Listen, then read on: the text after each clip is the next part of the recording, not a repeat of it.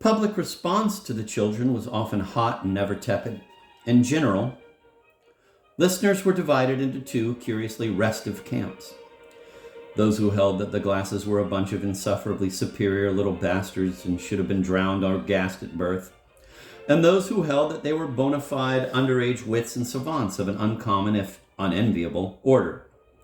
At this writing, 1957, there are former listeners to, quote, "It's a Wise Child," end of quote, who remember, with basically astonishing accuracy, many of the individual performances of each of the 7 children. In this same thinning but still oddly coterie-like group, the consensus is that of all the Glass children, the eldest boy, Seymour, back in the late 20s and early 30s, had been the best to hear, the most consistently rewarding. After Seymour, Zooey, the youngest boy in the family and generally placed second in order of preference or appeal. And since we have a singularly workaday interest in Zooey here, it may be appended that as an ex-panelist on It's a Wise Child, he had won almanac-like distinction among or over his brothers and sisters. Off and on during their broadcasting years, all 7 of the children had been fair game for the kind of child psychologist or professional educator who takes a special interest in extra precocious children. In this cause or service, Zooey had been, of all the Glasses, hands down, the most voraciously examined, interviewed, and poked at. Very notably, with no exceptions that I know of, his experiences in the apparently divergent fields of clinical, social, and newsstand psychology had been costly for him, as though the places where he was examined had been uniformly alive with either highly contagious traumas or just plain old-fashioned germs. For example, in 1942, with the everlasting disapproval of his 2 eldest brothers, both of whom were in the Army at the time, he had been tested by one research group alone in Boston on 5 separate occasions. He was 12 during most of the sessions, and it's possible that the train rides, 10 of them, held some attraction for him, at least in the beginning.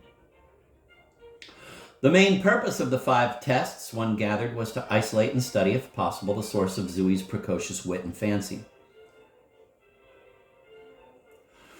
At the end of the 5th test, the subject was sent home to New York with 3 or 4 aspirins and an engraved envelope for his sniffles, which turned out to be bronchial pneumonia.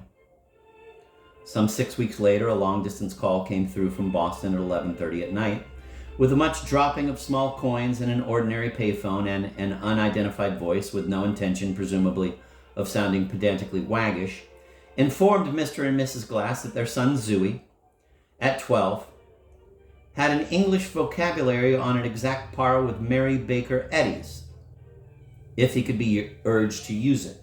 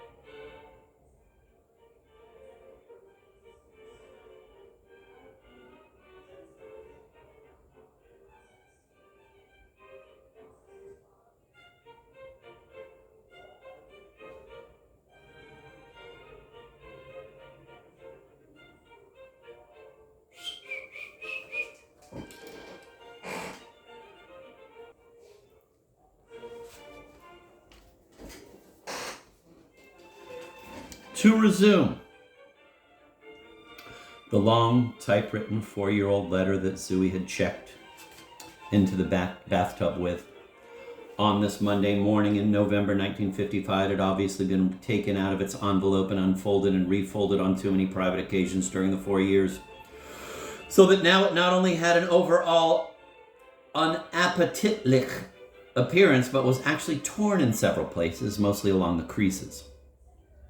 The author of the letter, as stated earlier, was Zooey's eldest living brother, Buddy. The letter itself was virtually endless in length, overwritten, teaching, repetitious, opinionated, remonstrative, condescending, embarrassing, and filled to a surfeit with affection. In short, it was exactly the kind of letter that a recipient, whether he wants to or not, carries around for some time in his hip pocket, and that professional writers of a type love to reproduce verbatim.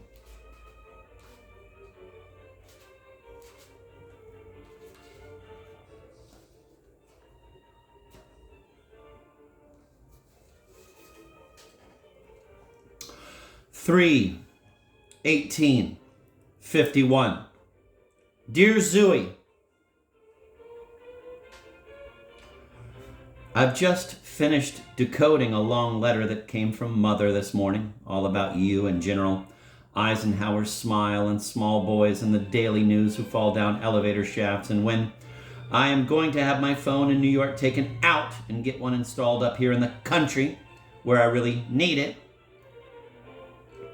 Surely the old woman in the world who can write a letter, surely the only woman in the world who can write a letter in invisible italics. Dear Bessie, I get 500 words of copy from her like clockwork every 3 months on the subject of my poor old private phone and how stupid it is to pay good money every month for something nobody's ever around even to use anymore.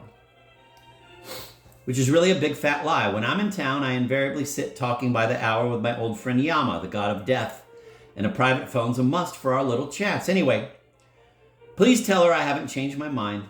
I love that old phone with a passion. It was the only really private property Seymour and I ever had in Bessie's entire kibbutz. It's also essential to my inner harmony to see Seymour's listing in the goddamn phone book every year. I like to browse through the G's confidently, be a good boy, and pass that message along for me. Not quite word for word, but nicely. Be kinder to Bessie, Zooey, when you can. I don't think I mean because she's our mother,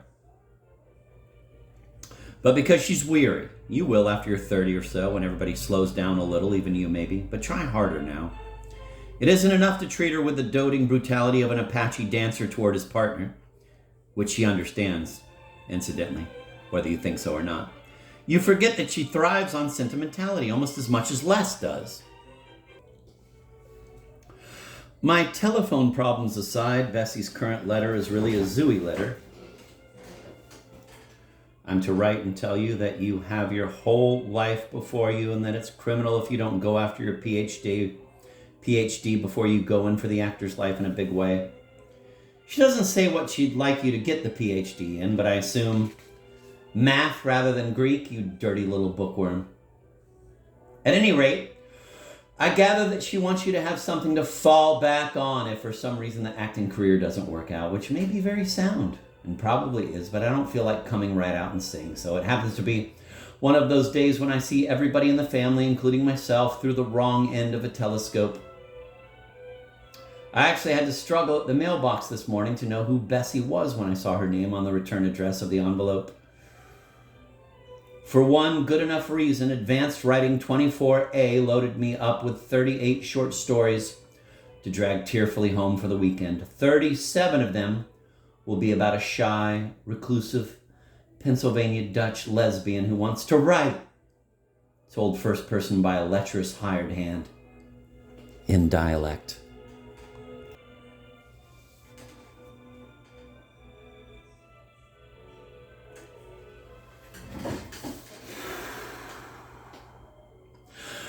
I take it for granted you know that for all the years I've been moving my literary whore's cubicle from college to college, I still don't have even a BA.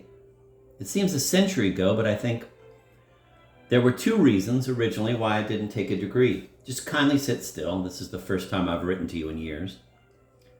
One, I was a proper snob in college, as only an old wise child alumnus and future lifetime English major can be, and I didn't want any degrees if all the ill-read literates and radio announcers and pedagogical dummies I knew had them by the peck.